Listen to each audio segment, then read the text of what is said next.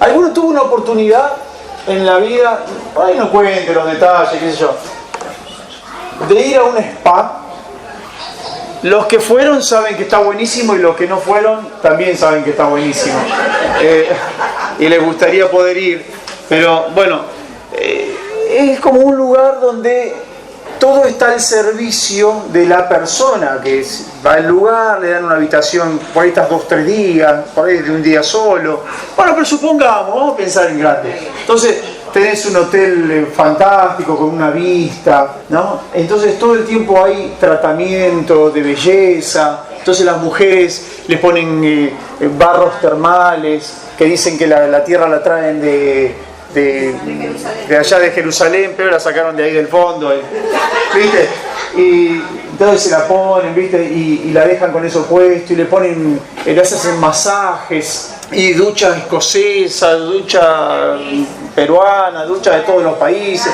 Entonces ahí te ponen, ¿viste? Y todo eso es tendiente a un mimo corporal, más que nada, ¿no? Y una relajación también, ¿sí? Más que nada para el cuerpo.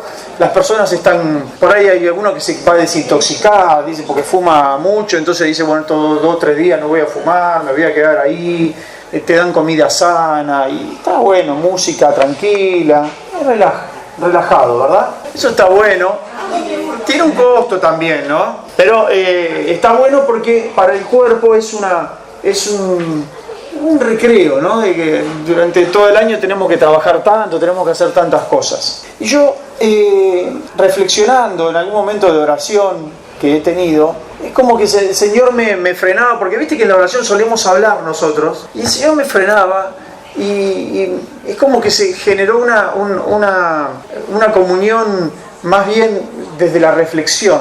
Y entonces me vino este pensamiento, ¿verdad? Un versículo sumamente conocido que no hace falta que ustedes lo busquen. Después vamos a buscar otro versículo. Pero dice Juan capítulo 14, versículo 6. Dijo Jesús, yo soy el camino, la verdad y la vida. Les pido que no se pierdan, por favor, porque tiene todo un hilo conductor, ¿sí? Entonces, yo soy el camino, la verdad y la vida. Y este versículo que yo lo había leído muchas veces, me quedé pensando en la palabra verdad. Yo soy la verdad. Yo soy la verdad y además conozco la verdad. Sé la verdad de todos y de todas las cosas. Dios conoce nuestras luchas, nuestros pensamientos, las cosas que nos inquietan, que nos ponen ansiosos. Dios conoce nuestras preocupaciones, las cosas que nos generan temor, ¿sí? Dios conoce nuestros lados que menos nos gustaría que sean conocidos, ¿sí? Y aún así Él nos ama. Él conoce todas nuestras cositas también. Y aún así Él nos ama. Nuestras rebeldías, nuestros egoísmos y tantas cosas. Entonces, en un momento de la oración sentí esto. ¿Qué me diría a mí el Señor si Él tuviera un encuentro conmigo personal? Entonces imaginé un spa espiritual, ¿no? Porque el spa es para que se te vayan las contracturas y tantas cosas lindas. Pero supongamos que hubiera un spa espiritual. Entonces vos estás en un lugar arbolado, ahí hay un banco de plaza, tal vez, y estás ahí sentado y vos decís, ¿qué me van a hacer? Porque no es para el cuerpo esto, pero es espiritual, ¿sí? Entonces estás ahí y vos mirás, escuchás algún pajarito, las hojas de los árboles hacen un poquito de ruido porque hay una brisa. Y pasa el tiempo y casi te quedás dormido en ese banco de plaza. Es lindo el lugar. En un momento te despertás y te das cuenta que hay alguien sentado al lado tuyo, que no estaba antes. Y lo primero que ves son los pies y levantás de a poquito la vista y es el Señor que está ahí. Es el mismo lugar donde vos estabas, pero ahora está el Maestro. Está ahí. Y es como que no podés creer esa situación, no te salen las palabras. Tenés una mezcla de paz con incomodidad, porque ahí está Dios mismo, ¿sí? Y Él viene para asistirte en el spa espiritual, viene a tratar con vos. Y de repente, antes de que vos digas nada, que seguramente iba a ser una tontería que ibas a decir tal vez, Él te agarra la mano y te dice algo. ¿Qué pensás que te podría decir? Yo creo que algunos piensan lo mismo que yo. Él te mira y te dice, no temas, no tengas miedo. ¿Por qué te dice eso? Porque Él sabe que andamos por la vida con muchos temores, con muchos miedos, que se nos fueron impregnando a lo largo de nuestro crecimiento. Hay muchas cosas que no hacemos por temor y hay cosas que hacemos por temor a no ser aceptados y tantas cosas. Y esta palabra no temas es muy recurrente en la Biblia. Dios a lo largo de la historia de su pueblo, y nosotros somos su pueblo, siempre le habló a los suyos. No sé si igual que en ese encuentro del spa, pero siempre Dios se valió de hombres de Dios, de profetas, para comunicar cosas a su pueblo. Y una de las cosas que más comunicaba Dios a su pueblo era, no teman. Es muy recurrente. Aún Jesucristo le hablaba a algunos y le decían, no temas. Porque es como una reacción que naturalmente nos embarga el temor de algo que puede pasar. Tal vez ni siquiera lo podemos explicar con palabras. Los salmos tienen cantidad hablan mucho de este tema, los salmos. ¿Sí? Por ejemplo, ahora les pido que abran sus Biblias en el Salmo 40. Salmo 40. ¿Sí? Algunos lo conocen ya. Y ahí ese salmo, no todos los salmos los escribió el rey David, ¿sí? Pero este sí lo escribió David. Y dice el versículo 1. ¿Lo tienen? Pacientemente, vamos a poner atención a las palabras, ¿sí? Pacientemente esperé a Jehová y se inclinó a mí y oyó mi clamor. Y me hizo sacar del pozo de la desesperación, del lodo cenagoso. Puso mis pies sobre peña y enderezó mis pasos. Puso luego en mi boca cántico nuevo y alabanza a nuestro Dios. Verán esto muchos y temerán y confiarán en Jehová. Bienaventurado el hombre que puso en Jehová su confianza y no mira a los soberbios ni a los que se desvían tras la mentira. Bueno, hasta ahí quería leer. El Salmo está buenísimo, lo tienen que seguir leyendo si quieren. Pero ahí tenemos, esto que acabamos de leer, está escribiendo David de algo que le pasó, ¿sí? Pacientemente esperé a Jehová y Él se inclinó a mí. Y dice que me sacó del pozo de la desesperación. Él cuenta lo que le pasó, ¿sí? Pero a mí me gustaría hablar del mientras tanto. ¿Qué les parece? Digo por si hay algunos que están en esa situación. ¿Qué pasa mientras tanto? Todos en algún momento vivimos una situación parecida a lo que le sucedió a David, pero que todavía no tengo la buena noticia esta, ¿sí? Entonces, dice que Él me sacó del pozo de la desesperación. Hay que estar ahí, Yo no se lo deseo a nadie. Pero este hombre fue sacado del pozo de la desesperación. Dice que pacientemente esperó a Jehová. Cuando hablamos de la palabra pacientemente, estamos hablando de tiempo, ¿sí? Y muchas veces el tiempo que yo quiero esperar difiere del tiempo que Dios tiene. Pero acá dice, pacientemente yo esperé a Jehová. Y también el pozo de la desesperación dice, me enderezó mis pasos, puso mis pies, me sacó del pantano, del lodo cenagoso y puso mis pies sobre una roca y enderezó mis pasos. Cuando estamos en el momento de la angustia, de la incertidumbre, de la desesperación, no tenemos claro por dónde tenemos que andar, cómo hacer, por dónde voy, qué decisión tengo que tomar. Entonces, por eso el salmista acá lo describe como un lodo cenagoso, como un barro de la desesperación. El hombre estaba realmente desesperado, ¿no? Y esto nos puede pasar a todos nosotros. Entonces, ¿qué sucede? ¿Qué sentimientos embargan a una persona que está en la desesperación o está en la angustia o está pasando por una situación de incertidumbre que lo tiene mal, ¿verdad? En esos momentos tenemos que ser sabios porque Satanás va a intentar que nosotros dudemos de las verdades de Dios. ¿Vamos acá? ¿Sí? En esos momentos de debilidad, el diablo toma partida y dice, bueno, obra en nuestras mentes para que nosotros dudemos de lo que la Biblia dice. Al final yo no sé si están así. Al final esto le funciona a otro, pero a mí no me funciona. Voy a probar con otra cosa. Voy a, qué sé yo, no sé. No me hagan decir ejemplos tontos. Pero imaginen, ¿sí? ¿Sí? Entonces, porque a mí no me funciona, no sé. Entonces, mientras va transcurriendo este tiempo, un montón de sentimientos y de pensamientos que no solamente son de este problema que estoy teniendo ahora, sino de muchos que se me vienen acumulando en mi vida durante muchas frustraciones o heridas o situaciones que tuve que vivir, se me fueron metiendo adentro mío al punto tal de que ya esos pensamientos me poseen a mí, no yo a ellos. Entonces cuando ocurre una situación, yo ya reacciono desde todo ese bagaje que vengo acumulando, que ya es un camión con acoplado que tengo atrás, con un montón de pensamientos, y reacciono casi automáticamente en base a experiencias vividas anteriormente. Yo ya no, de alguna forma, estoy siendo poseído por esos pensamientos, pero resulta que Dios nos ha dotado con la capacidad de ser nosotros los dueños de nosotros mismos, los administradores de nuestra vida.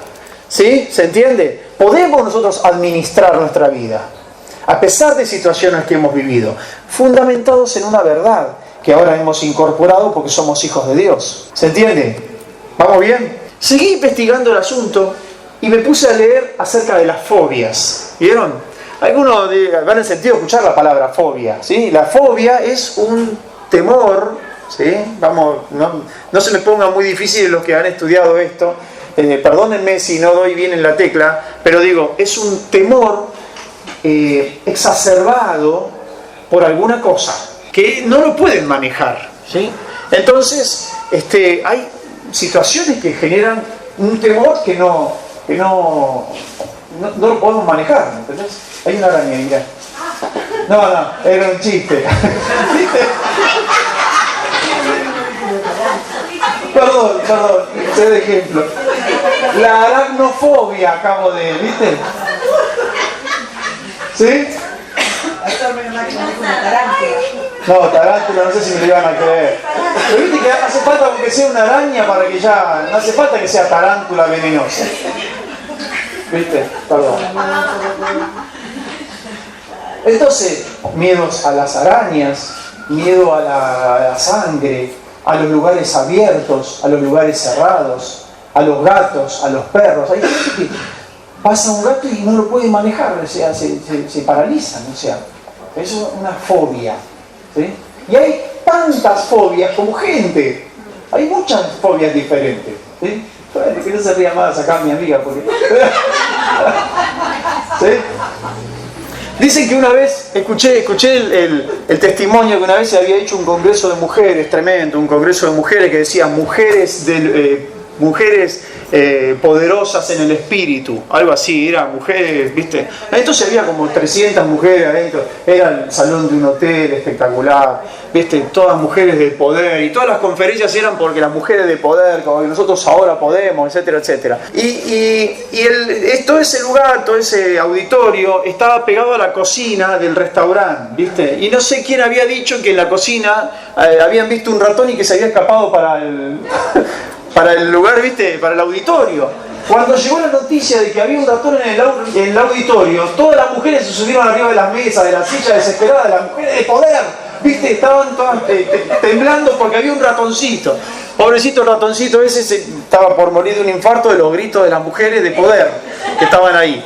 ¿Sí? Entonces bueno, es una fobia, ¿verdad? Todos podemos tener algún temor demasiado que no lo podemos manejar. Y después me quedé pensando que yo digo, muchas personas tienen cierta fobia al futuro. A ver, no nos distraigamos. Temor a lo que pueda pasar. ¿Sí?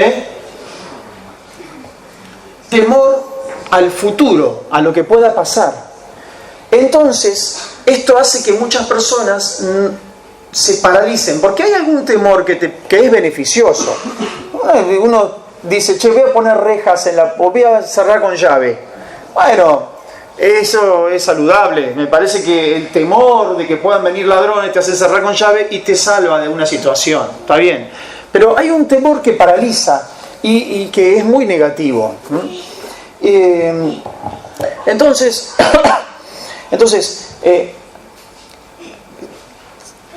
dije, ¿será muy exagerado si yo llego a decir que hay una frase muy paradójica? ¿Puede haber cristianos fóbicos?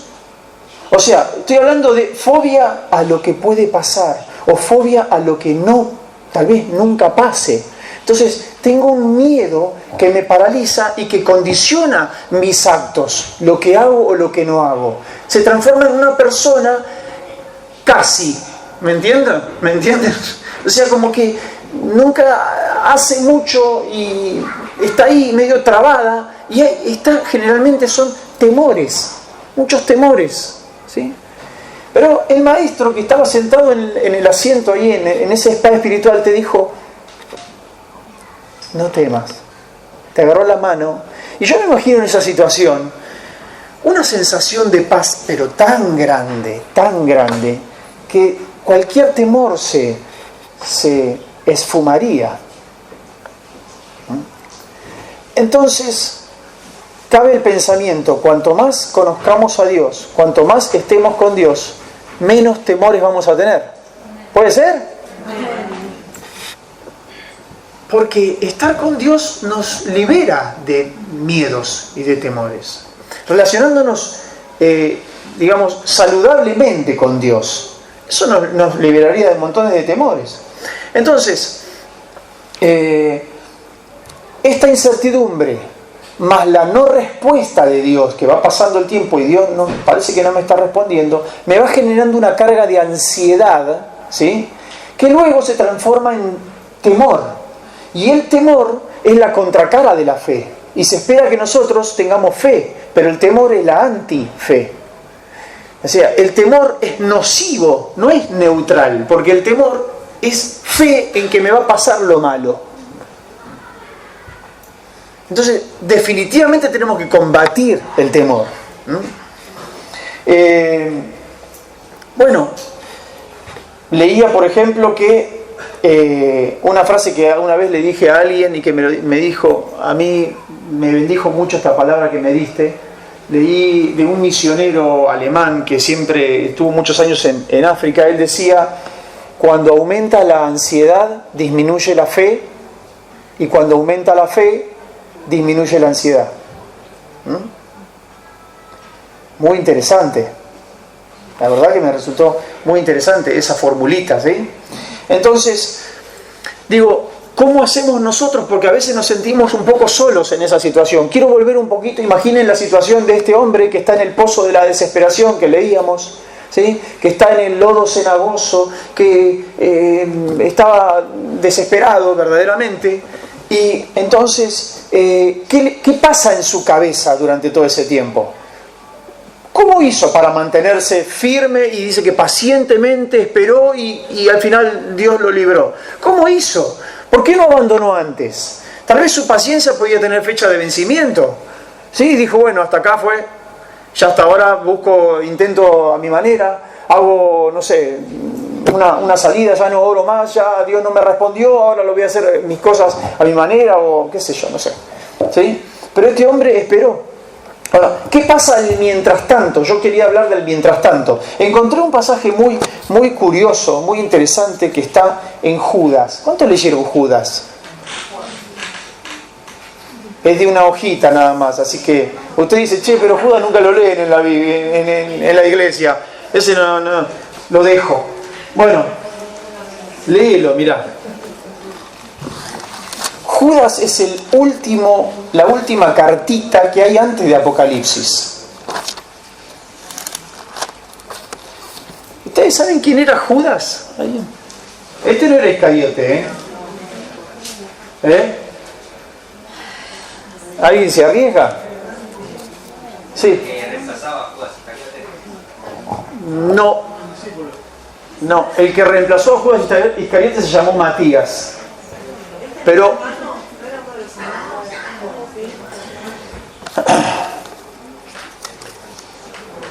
Los comentaristas están bastante de acuerdo en que era un hermano de Jesús. Un hermano de Jesús, Judas. Es muy interesante la carta de Judas. Él habla en contra del gnosticismo de la época, etcétera, etcétera. Y en el versículo 9, porque solamente tiene un capítulo, el versículo 9 dice: pero cuando el arcángel Miguel contendía con el diablo disputando con él por el cuerpo de Moisés, no se atrevió a proferir juicio de maldición contra él, sino que dijo: el Señor te reprenda. ¿Sí?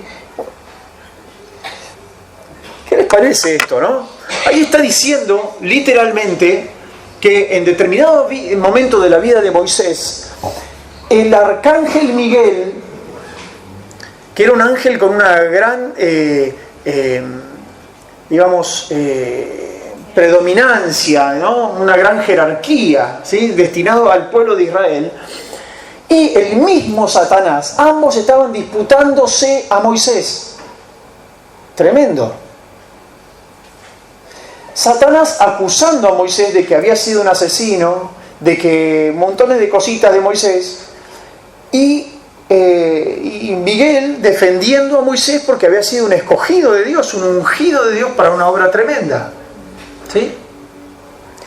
Entonces yo digo, tal vez,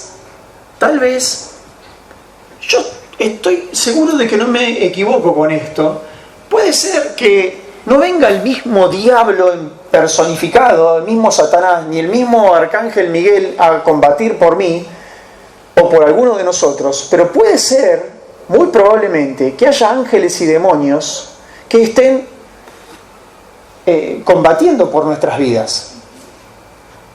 ¿Puede ser? ¿Sí?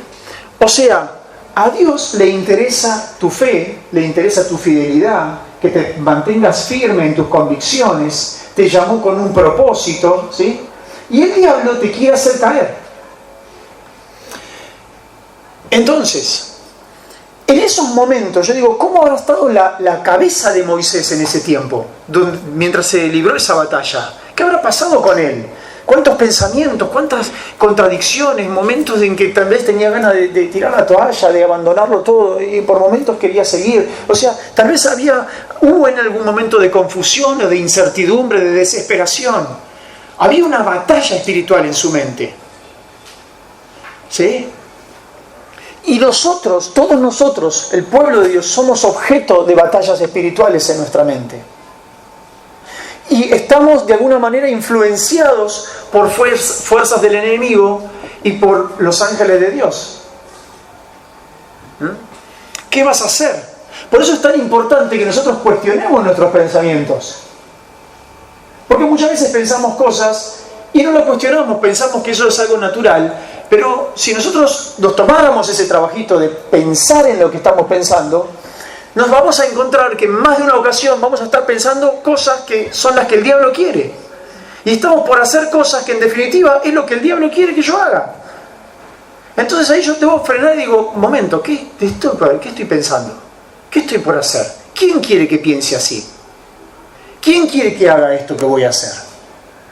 Entonces esto me va a ayudar a tomar mejores decisiones.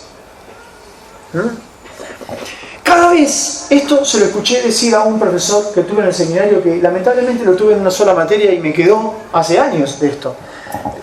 Hizo un dibujito en el pizarrón y dijo, cuando hay una prueba, cuando todos vivimos pruebas, ¿sí? Cuando hay una prueba, ¿sí? Hizo dos flechas, una para este lado, otra para este lado. Vamos a poner, de este lado está el diablo y va a usar esa prueba como una tentación, para que sea una ocasión de que caigas. En medio de una prueba, de un desierto, de una circunstancia que se prolonga más de lo que te gustaría, de un momento de desesperación, de que parece que Dios no te responde, de que esto se está estirando más de lo que me gusta, eso el diablo lo va a usar como una ocasión para que caigas, para tu caída. Pero Dios, la flechita para el otro lado, va a usar esa ocasión para tu bien, porque a los que aman a Dios todas las cosas les ayudan a bien. Y va a ser para tu fortalecimiento, para tu crecimiento espiritual, ¿sí? Y para que salgas victorioso.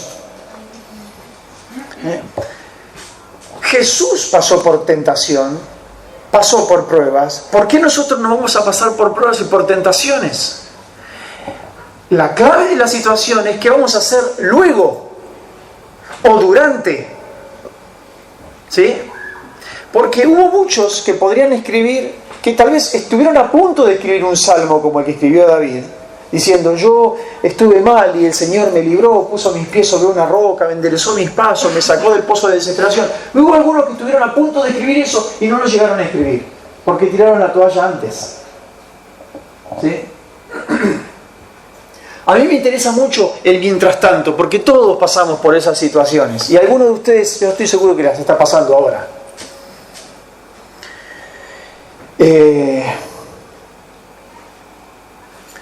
No tengo mucho más para hablar, pero el mensaje sería: ¿qué harías si no tuvieras miedo? ¿Sí? Podrías pegarte un cartelito en el espejo del baño cuando te levantás a la mañana con el pelo parado y vas al espejo y ves ahí: ¿qué haría si no tuviera miedo? Pensemos, ¿sí? Yo estoy seguro de que si no tuviéramos miedo, fuéramos personas realmente confiadas, sin temor, podríamos decir algunas cosas que todavía no hemos dicho. O podríamos hacer algunas cosas que todavía no me animé a hacer. Me animaría a ser diferente, a pesar del qué dirán. ¿Sí? Yo quisiera que hagas este ejercicio, que puedas, vamos ahora a tomar un tiempo para orar, y que puedas decir: bueno, Señor, ¿qué haría yo si no tuviera miedo? No tengo miedo, no tengo ningún temor. ¿Qué haría? Está bueno, me parece. Algunos tienen temor a fracasar, algunos tienen temor a crecer, a tomar responsabilidades, a agarrar un compromiso, a salir de la comodidad, le tengo miedo a lo bueno por conocer y prefiero quedarme con lo malo conocido. ¿Sí? Bueno, son maneras de vivir. Pero yo creo que el Señor nos desafía a poder vivir una vida sin miedo. No podés controlar todas las cosas. Te quiero dar la noticia.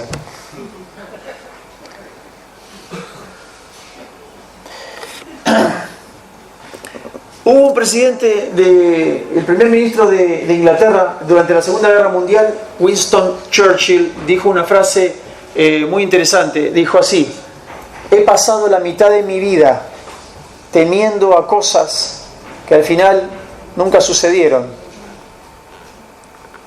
¿Sí? Entonces, en este juego de la confianza, y con esto voy a terminar, se trata de tener una relación con Dios permanente, porque si yo tengo una relación permanente, se me disipa el miedo, se me disipa el temor. Ya algunos veo que han cerrado la Biblia, así que se lo voy a decir de memoria el siguiente versículo. Isaías en el capítulo 26, ¿sí? Hay un versículo muy conocido, algunos lo tienen subrayado seguramente. Dice: tú guardarás, versículo 3, tú guardarás en completa paz a aquel cuyo pensamiento en ti persevera. ¿Por qué? Porque en ti ha confiado. ¿Qué te parece? Tú guardarás en completa paz a aquel cuyo pensamiento en ti persevera, porque en ti ha confiado. ¿Sí? Y la otra versión dice algo interesante: al de carácter firme tú guardarás en completa paz, porque en ti ha confiado. ¿Qué les parece? Van a lograr muchas cosas. ¿Sí? Estoy terminando ya. Un segundito, por favor. ¿Sí? van a lograr muchas cosas, se van a sentir mucho mejor, porque uno se siente bárbaro cuando hace cosas sin tener miedo. Uno se siente como expandido, como, no me para nadie. ¿Sí? Van a tener una vida mucho más eficaz, de un grado de libertad mucho mayor, de una calidad mayor, un estilo de vida superior verdaderamente. Si podemos decir, no tengo miedo, ya está, ¿qué me va a pasar? Y ahora sí voy a meter una frase mía, ¿viste? Que a algunos se lo he dicho, a algunos me lo han escuchado, que lo veía temeroso, qué sé yo, que tenían que hacer algo y estaban con miedo. Y le digo, quédate tranquilo, que hoy vas a dormir en tu cama. Entonces, no se preocupen, vayan a hablar alguna cosita que no hablaron, ¿sí? Vayan a hacer eso que les faltó hacer. Anímense, porque a la noche van a dormir en su cama. Quisiera que tengas en tu mente esta pregunta: ¿qué haría si no tuviera miedo? ¿Qué haría? ¿Qué puede pasar? ¿Qué puede pasar si yo no tengo miedo? Imagínate que estás ahí en el spa espiritual, ¿sí? Abriste tus ojos y el maestro está ahí al lado tuyo.